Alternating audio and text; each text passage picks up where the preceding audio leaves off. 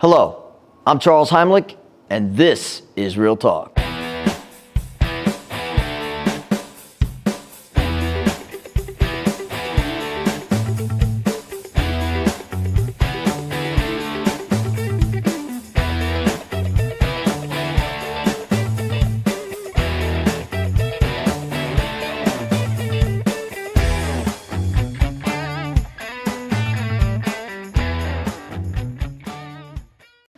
Are you a film lover and love the art of filmmaking?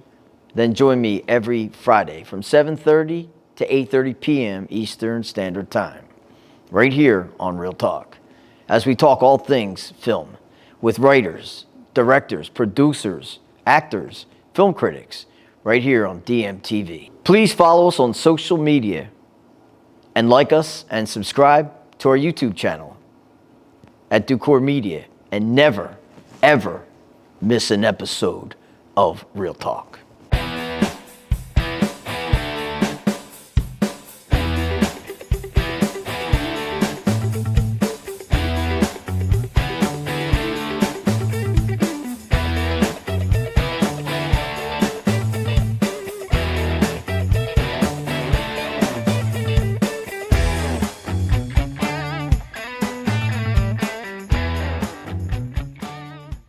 Hello, welcome back to Real Talk. I'm your host, Charles Heimlich, and tonight I just want to have a new guest here for you guys.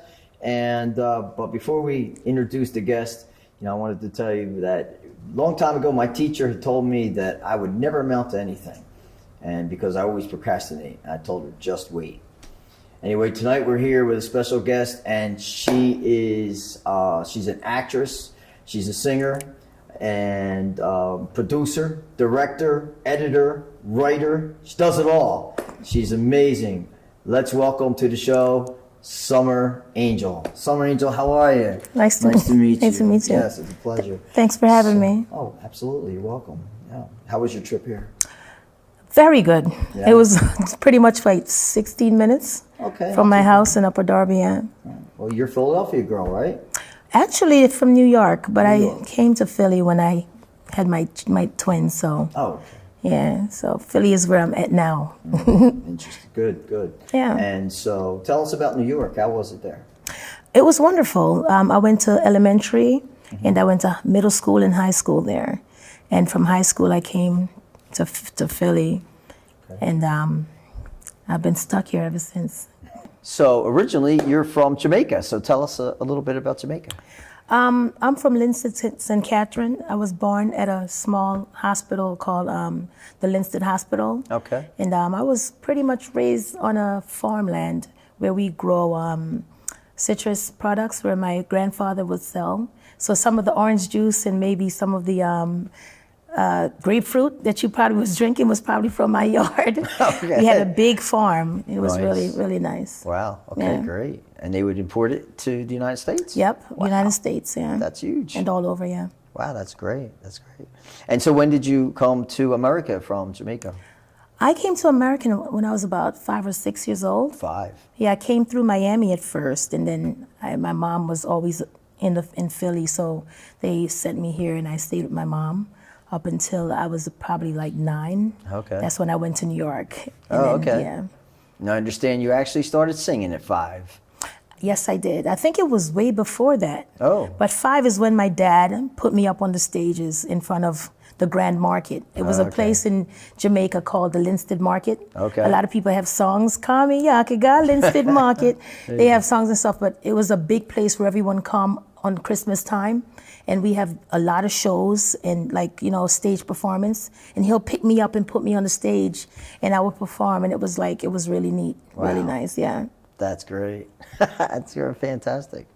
What an experience, because that experience actually led you to where you're at today. So originally you went to Miami and then over to New York, you said? I came to Philadelphia. left from Miami, came to Philly, then head to New York. But originally, what got me started in the music, you're saying? Yes. Well, the music is just crazy. Like my dad, his name is Captain Bebo Don, but his real name is Donovan Richards. He was in a little, not a group, but everyone in his little gang, I would say, as kids, they all did music. You know, we had a famous guy called Jigsy King. Okay. He has a lot of hit songs out. Tony Curtis. Tony Curtis. Wow. He was a Jamaican singer. They're Okay. all, blew up to be huge in the music business. But my dad was more of a laid-back guy, but he was the best one. Okay. You know, he was the one that pushed them and said, listen, you have a talent. You should, pursue it. And they all came out and they're huge people, but my dad had me at a young age. He was also a track star.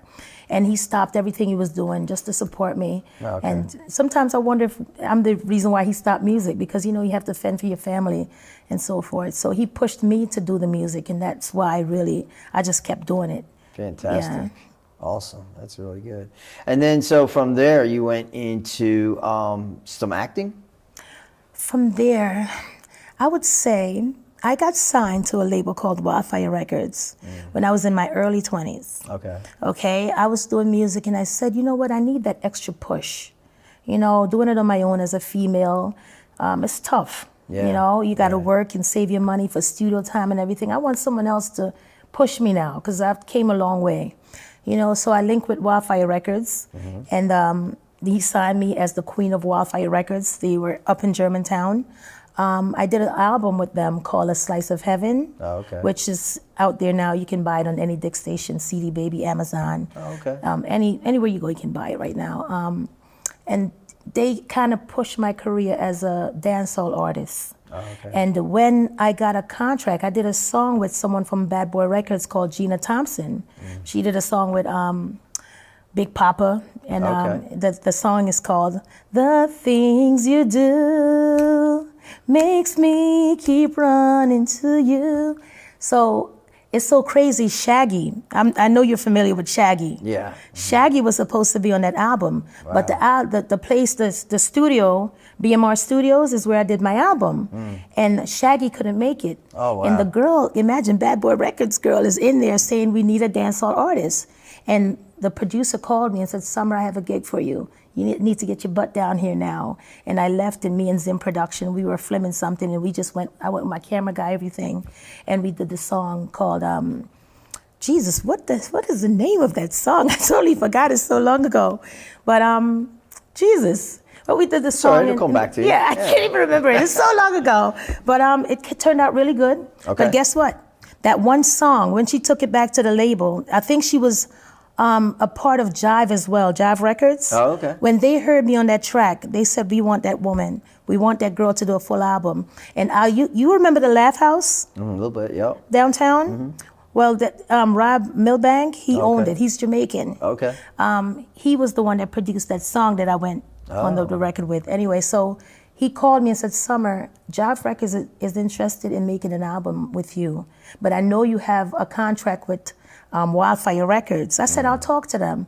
When we took the contract to Wildfire Records, they read the contract. Everything seems lovely to them. But the thing is, he was like, I think you guys are making more money than what you're presenting to me. I'm not going to sign the contract. When he told me that, that's what broke my heart. That stopped me because I'm like, for all these years I've been doing music, and I'm finally now, someone sees me in a bigger, light that can really push my career, and you're turning it down. It kind of put me in it was a broken heart for me. So I started writing a movie, like a story about myself. Okay. The story, that's what got me into movies, really. Okay. I write this story called Living is Hard. It was about my life and my kid. And I went to, I went to this place on Woodland Avenue called Afro Music. They were doing movies now. They did a movie called Imported Bride. And I said to them, I know you know Roland, right? Yeah, of course. Good, good. Because I went to them first. I said, I need this young girl going into, I need a movie done. How much does it cost? I think they told me $6,000 or $7,000. I said, oh my God, where am I going to find that money? Because I'm a single parent. I have twins. I'm working in dietary because I have culinary arts. I have my culinary arts degree and everything. And I said, oh my God, how am I going to find this money? And I thought to myself, I said, I'm going to get me a camera. I don't care. What they can do, I can do it. I went and got me a Sony camera, you know, that handheld home video. Oh my God, yeah, right. I got it, and I gathered some of my friends, and I wrote the movie, and we filmed it. And I went out. You remember when DVDs were popular? Sure. I went and I bought the DVD printer. that printed 10 DVDs at a time. I went out and got the covers. Genius. And I got the press. I did everything. I printed it all by myself. Wow. Wrapped it. I created the cover, took everything, and I went on the road and I put it in the back of my trunk. And from there, my movie sold throughout the world. And I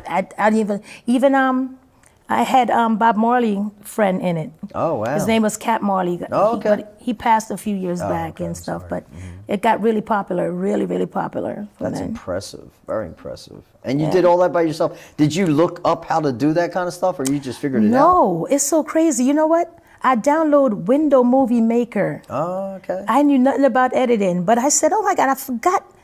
I got that on my computer. Let me just re-download it and fix it up. And I put it on my Window Movie Maker, cut it up, and that was it. Wow. Yeah, that was it. Okay. And it's so crazy. That was the first Jamaican movie ever to be uploaded on YouTube platform as a full movie. Because YouTube used to take 15 minutes. I remember you said something like that. 10 minutes here. I just put it, and I said upload, and it took it. And I said, oh my God. And everyone kept calling me saying, Summer, how did you get your movie on YouTube, the whole movie? Because mine's is up for 10 minutes. I got to put another one up. I said, I don't know. I just pressed the button and it uploaded. I don't know. Then they said, oh my God, I'm gonna try it. And after that, everyone started putting their movies up full time, like full movies on YouTube. That's great. Yeah. All right, we'll be right back after these messages with Summer Angel.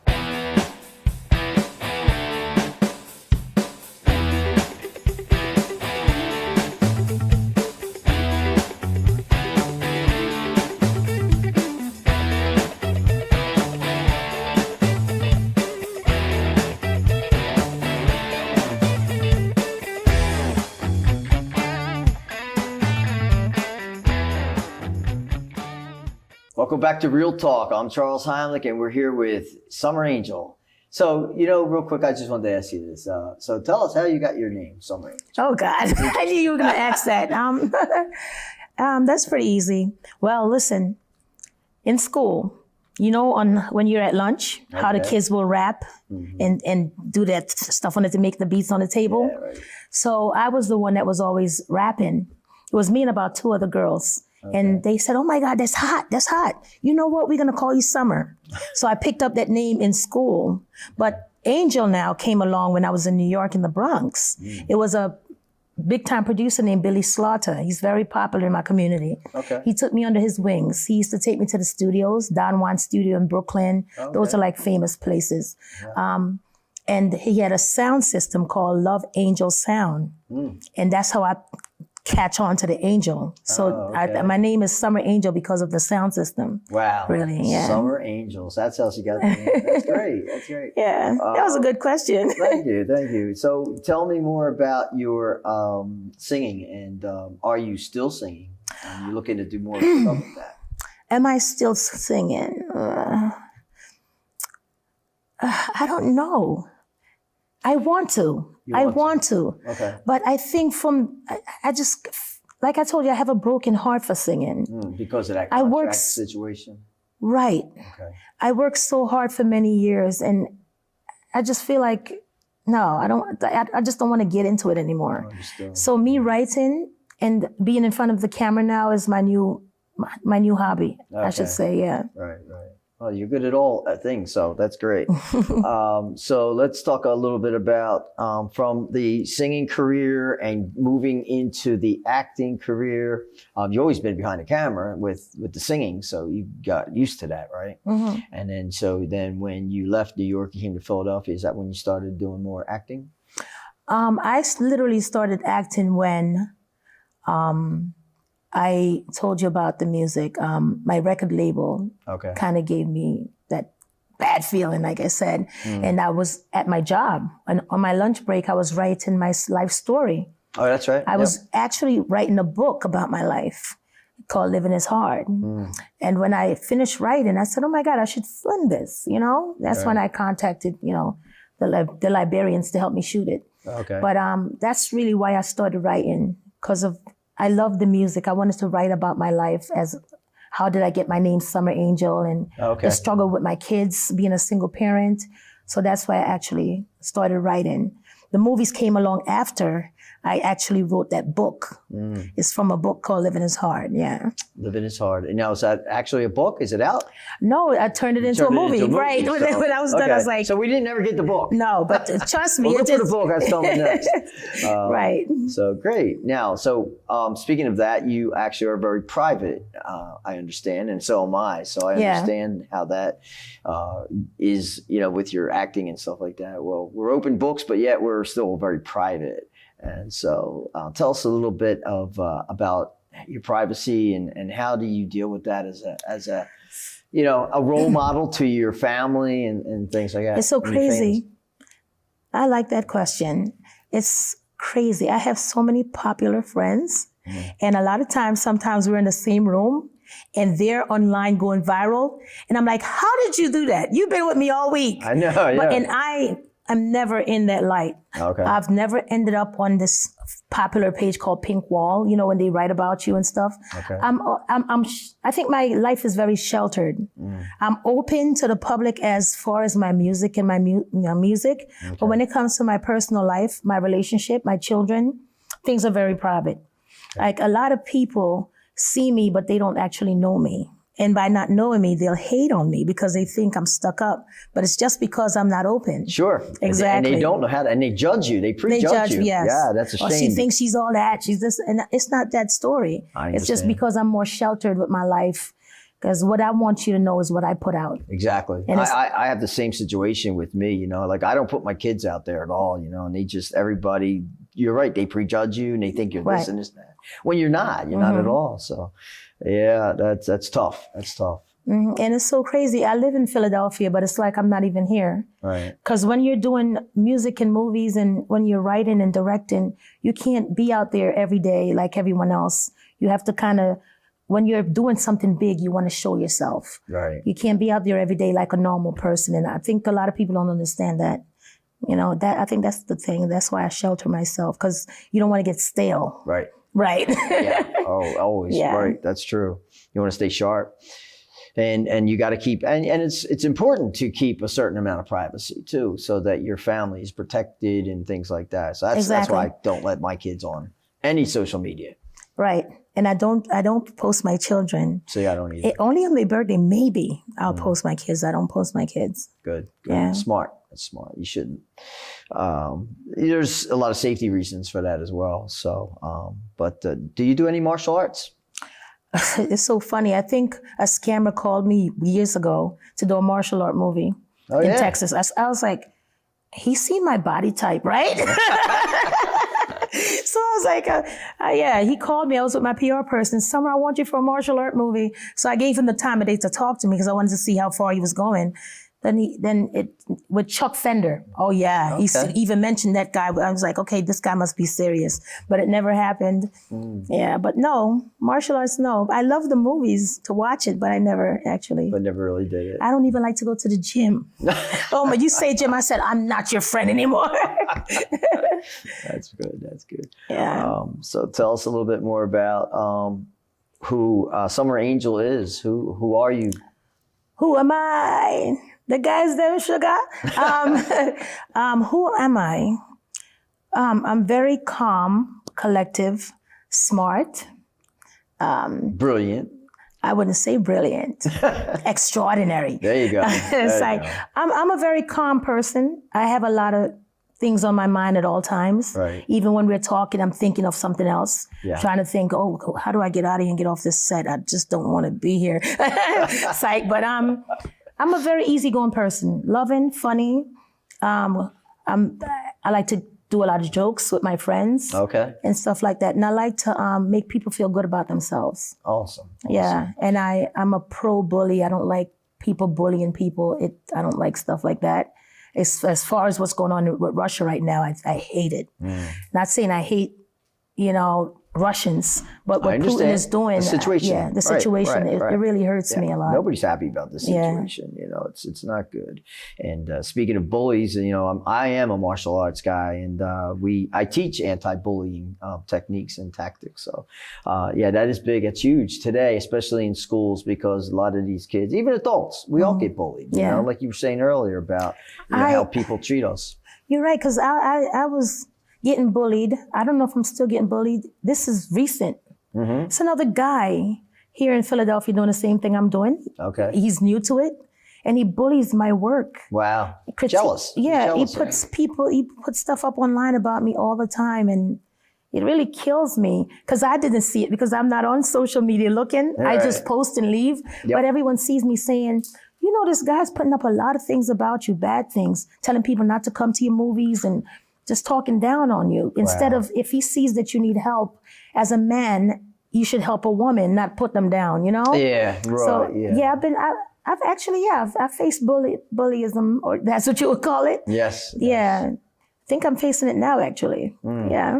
It's tough. It's tough because you have to deal with that a certain way, especially as a celebrity. It puts you in a different set, you know. The way I deal with it is to stay silent, not answer, because when I answer, you can't answer them. If I answer it, it will blow up bigger than what he wants. Absolutely. Yeah, and I would not. Ignore. Sure. Right. That's the key, is always ignore a bully, and eventually it'll go away, you know? Yeah. And it's all about jealousy. So, you know, he's just jealous because he can't do, or is not doing the things that you're doing. You know, you're doing a great job. You're successful. You're amazing. You're creative. I love the creation part of who you are because you do so much. You do your own editing, right? Yeah. So tell us a little bit about editing and... I did my own editing in the movie My Girl and also Living is Hard. Okay. In the other movies, since those two movies, I got robbed, all my equipments. And I linked up with my close friend called Zim Productions. So I brought Zim along because all my cameras were gone, my edited program, everything is gone. And we teamed up. So now I work with Zim Production on most of my work that I'm doing now. And he and I sit together and we edit together now. Okay. Yeah. Okay, great. Well, we're going to take a little break and we'll be right back with Summer Angel. Stay tuned because we're going to be talking about all her film projects coming up next.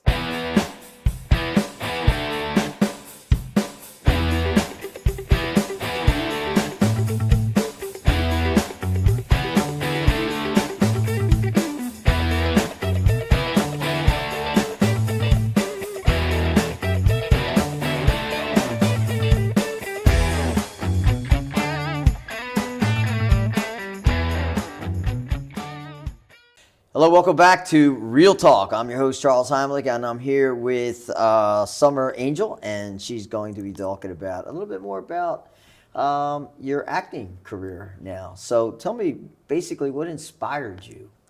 Who inspired you? Who inspired me to be an actress or Yes. a singer? Well, let's go with the acting now. We covered the singing, most of it. Unless you have some more things to say about the singing. No, I don't have anything to say. Who inspired me? You know what? Acting just happened to me naturally. Okay.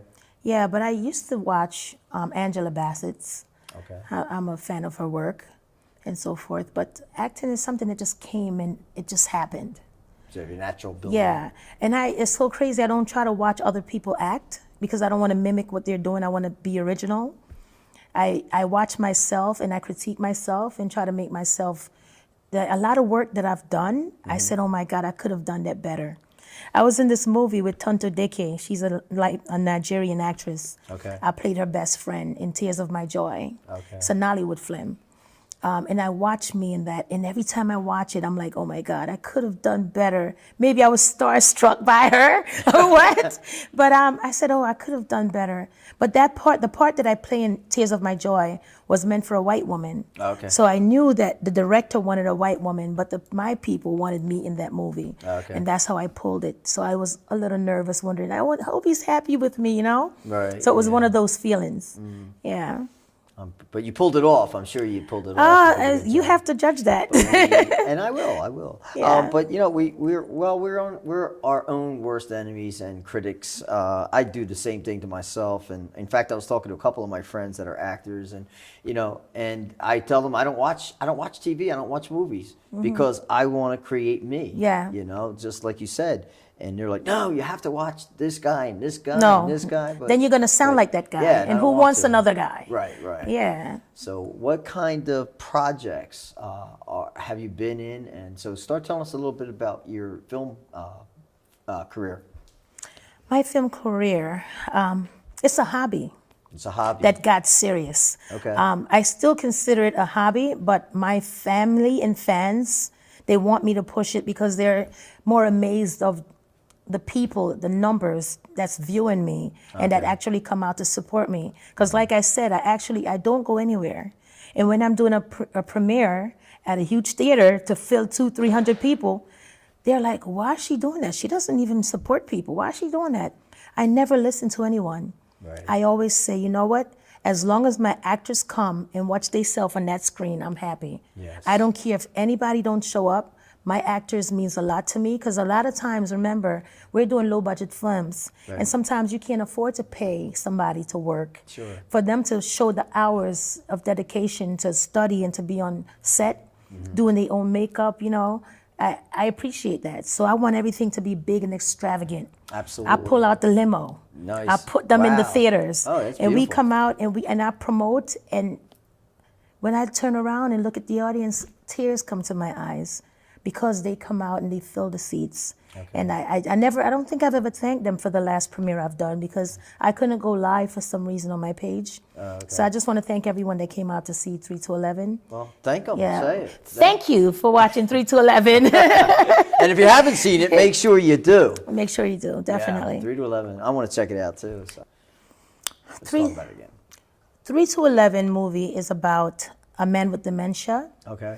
and the aides that take care of him. Also about his power of attorney and his lawyer. This is a rich man. And you know when you have dementia, you can't control your own money. Okay. Right. You know, and then you have to depend on people every day, every hour in your own house. Yeah. It's just to show you what the man feels, how the CNAs work Is that with the him. trailer I saw then? I saw Yeah, that yeah, trailer. you I might think- have saw. okay, Yeah, definitely. It's a good movie. It's a dark comedy. It's my Okay. first dark comedy, and I'm very proud of the cast overall. Okay. Because when I put it together, I inboxed the crew and I said, "Listen, you guys did an awesome job." And when they came out, they said, "Summer, we sure did." Good for And you. they're happy, and the viewers loved it. So I know 3 to 11 is going to be a banger, another banger. So 3 to 11, you wrote it, you produced Wrote it, it, produced you it. directed it, and you did everything. Yeah, I'm play the lead actress in And it. the lead actress. Yeah, Wow. I also have a very famous dancehall artist called Maca Diamond. Okay. She plays Kim Okay. in that project. I got A Legend. She's a designer in Philadelphia that's doing a lot of stuff. Oh, okay. I got Wet Kitty. Okay. She's her own brand. A whole bunch of people in there. That's just their own brand, you know. Is there a So- trailer?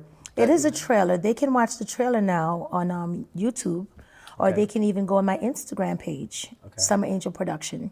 So Summer Angel Production, Instagram. Okay. and Summer Angel Production also on YouTube. They can watch it there. Okay, great. So you guys can see that there on YouTube and on Instagram. Okay, Instagram, cool. yeah. All right. So that's your latest film then. That's my 3-11. latest film, yes. And I'm writing some. Well, Sticky Situation is like my baby. Okay. It's a TV series that I started about 7 years ago. Okay. Yeah, we did the first episode, which was 30 minutes. I was gonna do 10 seasons, like 10 different episodes Okay. per season. Right. But I did the first episode and it went viral. Wow. Yeah. Nice. We had over going on probably 900,000 to 1 million views on the first episode. That one was called The Robbery. And the second one we uploaded went to about 400,000 to 500,000. Okay. I took it off YouTube because by mistake my son deleted it by mistake. Oh. And I just uploaded season 3. I mean, the ending of season 1. Okay. It's called What Goes Around Comes Around, and that's at 200, going on 230,000 views. We just uploaded it in September. So the viewers are there. I've disappeared for over six years, so a lot of my fans are upset. I lost a lot of followers for that, but I'm just doing my thing now to let them know that I'm still here, and they should just have no fear. So you disappeared. Was that to regather yourself? To No. recreate yourself? It's so crazy. When when Sticky Situation went viral, we had a couple of actors that was panicky. I want to be executive producer. I want to be executive. Well, I'm not going to act no more. It gets like that when people see something happening and just was like, oh my God, I got to jump on this before it's too late. Okay. So it lets them not want to work anymore because they think, oh, Summer's getting the shine, Summer's getting this, Summer's getting that. Remember, I'm the writer, I'm the director, I'm the producer, I'm the actress. I have to bring the movie to light. Sure. So for you jumping on something saying, not going to work anymore because I want to be executive producer, be an actress. Right. Be who you are. I can give you producer rights if you want that, because we use some of your whoever, some of your stuff or whatever. But you can't say you want to be an executive producer over someone's work that stay up day and night, because it takes a lot to edit and to film a movie, Absolutely. And to write and to sit and act in front of the camera and everything. No. So that's why I left it for a long time. But I know the fans wanted the ending, so I just gathered, I replaced people into the same character but used different people and just kept it going. Awesome. And that's how I get to finish the third episode. Great. So we have that to look forward to. So how many film projects have you done? Have I done by myself or with other people? Well, all together, All together, probably 15 or 16. Okay. Yeah. Probably 15 or 16, yeah. So we look forward to seeing that. Do you want to give us some inspirational message? Would you like to leave the audience with something special? Something special. Yeah. I would say definitely, once you believe in yourself, all things are possible. You have to just believe in yourself and push yourself to be the better person that you can be. Mm-hmm. And you can't let people tell you anything negative about what you're doing, because we all fall sometimes, but you got to pick yourself up and try again. That's right. So that's pretty much what I have to say. If at first you don't succeed, you try again. And never take no for an answer. No should be not today. No should be, well, maybe tomorrow. But never take no and say, oh, he says no, that's a no. Right. Always get up and try again. That's right. And you never know where that yes would take you, Absolutely. Elvis Presley would not be here because he was told he couldn't sing. He was kicked out of school, said they couldn't sing. Really? Elvis Presley. Wow. They told him he couldn't sing. Now, what would have happened if he gave up? So you're right. Exactly. Never, ever, ever give up. Never give up, yeah. So we're here with Summer Angel. Summer Angel, would you also let the audience know how to get a hold of some of the film projects and how they can follow you and find you? You can follow me. It's so crazy. It's so crazy that literally, I got famous on MySpace. Wow, I remember that. Yeah, I got famous on MySpace, and then MySpace became the new Facebook became the new MySpace, because everyone left MySpace and went to Facebook. Right. When I was on Facebook, I didn't even know I was on Facebook. Because Wildfire Records, they built me a page which I didn't control. It was a music page. Sure. But this is what I'm going through now. I am on Facebook, and I went viral on Facebook. I have about 7 pages. I didn't understand how it worked. I didn't know that you're supposed to have one page when it gets to 5,000 and just leave it, and the followers that's following you will just follow you, but they're not your friends. Right. Right. So I keep making new pages. Now I have several pages till I got tired of it. And Wildfire Records control my first Facebook page. And I'm having a big problem with Wildfire Records because I'm no longer in my head with the company, and they're talking as if they're me. They're posting as if they're me and doing everything, and it hurt me because that's taking away my rights. Gotcha. Putting up pictures that I'm a grown adult now. I did music when I was a kid. Yeah. And they're still posting up stuff with my legs open. I'm not saying to go check it out. I'm not that person anymore. I'm a more mature, I'm a writer, director. I'm in a different light. And I feel like the image that they're putting out towards all these thousands of people is wrong, and anyway, you can follow me. I don't want you to follow me on Facebook, even though I have several pages on there. Instagram, Summer Angel, on Summer Angel Production. I'm always on that page. I have several Instagram pages, but the one with, I think, 115,000 followers, that's the one I'm mainly on because that's where I'm more focused on. Sure. But also, I'm on YouTube. Summer Angel Production on YouTube, or you can also inbox me or email me at summerangelproduction@gmail.com or summerangel28@gmail.com. So there you have it. That's how you get a hold of Summer Angel. So thanks for tuning in. I'm Charles Heimlich, your host. Thanks for watching, and we'll be seeing you next week. Have no fear. Some angel was here. Bye.